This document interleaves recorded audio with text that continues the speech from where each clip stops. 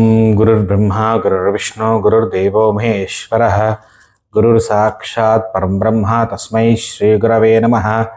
గురవే సర్వలోకానాం విషజే భవరోగిణాం నిధయే సర్వ విద్యానాం దక్షిణామూర్తయే నమః.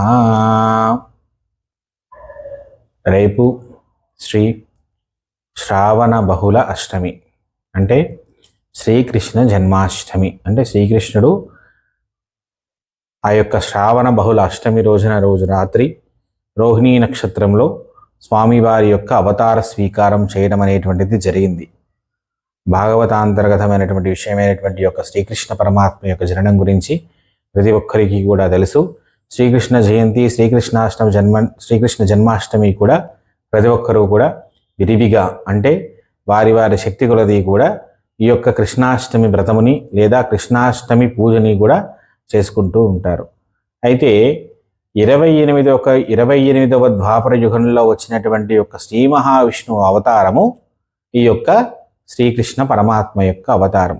శ్రీకృష్ణుడు జగద్గురువు, కృష్ణం వందే జగద్గురు, జగత్తంతటికీ కూడా గురువు అనేటివాడు. ఎందుకు అనంటే 108 ఉపనిషత్తులు, అంతేకాకుండా సర్వ వేదముల యొక్క సారము కూడా కలిపినటువంటి యొక్క శ్రీమద్ భగవద్గీతని ప్రవచించినటువంటి యొక్క కృష్ణ పరమాత్మని జగద్గురువు అంటారు.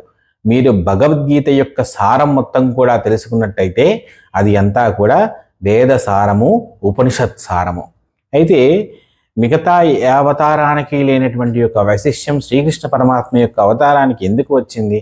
స్వామిని పరమాత్మ అని ఎందుకు అన్నారు అని అంటే, మనకి కంసుడు వరం కోరుకున్నప్పుడు ఏం చెప్పాడు అని అంటే, తాను విష్ణుమూర్తి చేత మరణం పొందుతానని తెలిసి ఈ విష్ణుమూర్తి చేత మాకు వరణం వద్దు అని కోరుకుంటాడు. ఈ విష్ణుమూర్తి అని అంటే పుట్టిన ప్రతివాడు చావక తప్పదు.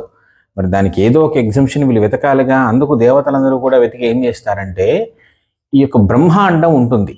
మీకు అర్థమయ్యే భాషలో చెప్పాలంటే, ఒక అపార్ట్మెంట్, ఒక హౌసింగ్ కాంప్లెక్స్ అనుకోండి. ఆ అపార్ట్మెంట్ యొక్క హౌసింగ్ కాంప్లెక్స్ ఒక బ్రహ్మాండము. ఇటువంటి యొక్క బ్రహ్మాండములు అనేకములు ఉంటాయి. మన బ్రహ్మాండానికి చెందినటువంటి యొక్క విష్ణుమూర్తి ఈయన, ఆయన నుంచి వచ్చే యొక్క కృష్ణ అవతారం. మరి ఈ విష్ణుమూర్తి చేత నాకు మరణం వద్దు అని అంటే, అప్పుడు దేవతలందరూ కూడా ఏం చేస్తారంటే పక్క బ్రహ్మాండానికి వెళ్ళి ఆ పక్క బ్రహ్మాండంలో ఉన్నటువంటి కృష్ణ పరమాత్మ తీసుకొచ్చి ఈ యొక్క కంస సంహారం చేయిస్తారు. ఇప్పుడు ఉన్న కృష్ణ పరమాత్మ అందరికీ కూడా ప్రేమతత్వముని బోధిస్తారు.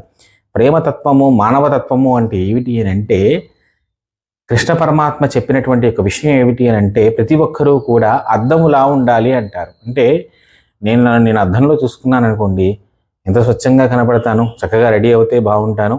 మన మనస్తత్వం కూడా అట్లా ప్రకాశించాలి. అంటే నేను ఎలా ఉంటానో, నేను ఎలాగ సుఖంగా జీవించడానికి ఏ విధమైనటువంటి ఒక అరమరికలు, కామక్రోధ లోభ అరిషడ్వర్గాలు కూడా లేకుండా, ఎవరి యందు కూడా మదమాత్సరాలు, ఈ యొక్క అసూయ రాగద్వేషాలతో నలిగిపోకుండా ధర్మము మాత్రమే ఆచరిస్తూ, స్వామి అవతారాన్ని చూసినట్టయితే ఆయన ధర్మం పట్టడానికి, ధర్మాన్ని నిలబెట్టడానికి సాధారణమైనటువంటి వారికి ఎంత సేవ చేశారు.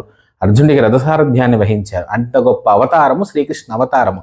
స్వామి ఏం చెప్పాడు అని అంటే, ఏ విధమైనటువంటి యొక్క అరమరికలు, అసూయారాగద్వేషములు లేకుండా ధర్మమే ప్రతిపాదన చేస్తూ ధర్మమే గొప్పది అని చెప్పి ఆ ధర్మాన్ని కాపాడడానికి తన అవతారం మొత్తము కూడా పాటుపడ్డారు స్వామి.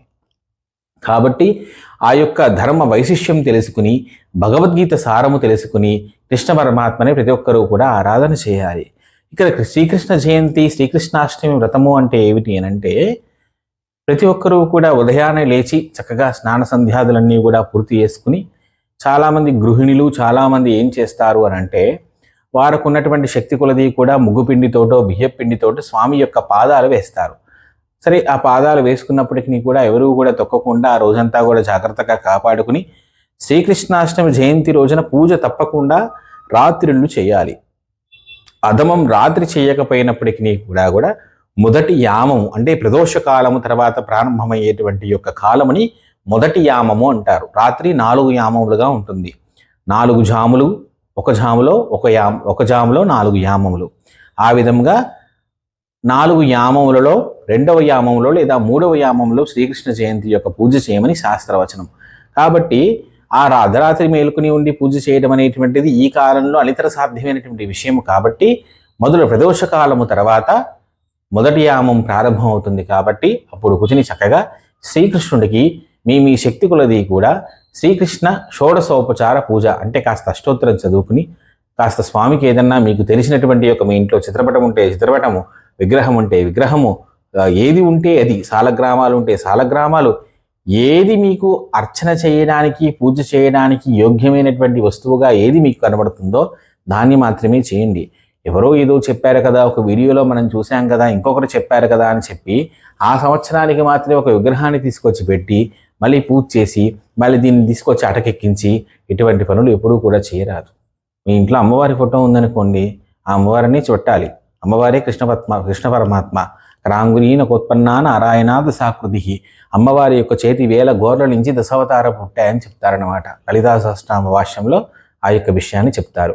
కాబట్టి ఆ కృష్ణ పరమాత్మ కృష్ణం వందే జగద్గురువు గురువు ఉపదేశించినటువంటి తత్వములు ఎప్పుడూ కూడా విస్మరించకూడనటువంటివి. అంటే సర్వత్రా అవి ఎప్పుడూ కూడా వర్జించకుండా, వదలకుండా, తప్పకుండా ప్రతి ఒక్కరూ కూడా ఆ భగవద్గీత సారం తెలుసుకుని శ్రీకృష్ణ పరమాత్మ అవతారం యొక్క వైశిష్ట్యం తెలుసుకోవాలి. నేను ఎప్పుడూ కూడా చెబుతాను, ఒక అవతారం భూమి మీదకి వచ్చింది అని అంటే దాని వెనక ఎన్నో కారణములు ఉంటాయి. అవతారం కిందకి ఎందుకు వచ్చింది? చాలామంది ఏం చెప్తారు, అష్టమి మంచిది కాదంటారు. అష్టమి మంచిది కాకపోతే లోకాన్ని ఉద్ధరించడానికి వచ్చినటువంటి ఒక శ్రీకృష్ణ అవతారం అష్టమి రోజున ఎందుకు ప్రాదుర్భావం చెందుతుంది? ఆయన గొప్పవారు అంటారేమో, గొప్పవారు రాముడు పుట్టాడు, నవమి రోజున పుట్టాడు. ఏం చేశాడు? చక్కగా మానవ జన్మలాగా మానవ ధర్మం అవలంబించి చూపించారు కదా, ఈయన కూడా అలానే అవలంబించి చూపించారు కదా.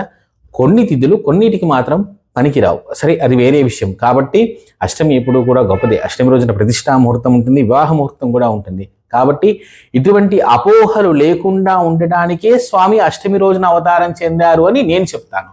కాబట్టి ప్రతి ఒక్కరూ కూడా కృష్ణ పరమాత్మ యొక్క ఆరాధనా విధానం తెలుసుకుని, అసలు లోకంలో ఒక మాట చెబుతారు, అందరూ దేవతలలో మీకు ఎంతమంది దేవతల పేర్లు తెలుసో అంతమంది దేవతలలో కూడా తొందరగా అనుగ్రహించే దేవత ఎవరైనా ఉన్నారు అంటే కృష్ణ పరమాత్మ. ఆలస్యంగా అనుగ్రహించేటువంటి యొక్క దేవత ఎవరన్నా అంటే లలితా త్రిపుర సుందరి చాలా ఎన్నో జన్మల తపస్సు చేస్తే ఆవిడ అప్పుడు అనుగ్రహిస్తుందట, మోక్షం ఇస్తుంది. కానీ స్వామిని పూజిస్తే స్వామి అమ్మవారు ఇద్దరు వేరు కాదు. తర్వాత చర్చించుకుందాం మనం. కాబట్టి అత్యంత శీఘ్రగతిన వరాలము, అత్యంత శీఘ్రగతిన అనుగ్రహాన్ని ఇవ్వగలిగినటువంటి యొక్క పరమాత్మ శ్రీకృష్ణ పరమాత్మ. కాబట్టి అట్టి వైశిష్ట్యమైనటువంటి ఒక రూపముని శ్రీకృష్ణ జయంతి రోజున అందరూ కూడా ఆరాధన చేయండి. దగ్గరలో కృష్ణ పరమాత్మ గుడి ఉంటే ఆ గుడికి వెళ్ళండి. అంతేకాకుండా ఈ యొక్క శ్రీకృష్ణ జయంతిని రోజున తప్పకుండా ఆ కృష్ణ జన్మాష్టమి వ్రతమును కూడా చేసుకుని శ్రీకృష్ణ సంబంధితమైనటువంటి స్తోత్రములు కానివ్వండి, విష్ణు సహస్రం వచ్చినా అందులో అది కూడా చేసుకోవచ్చు. అది కూడా స్వామికి చెందినటువంటిది.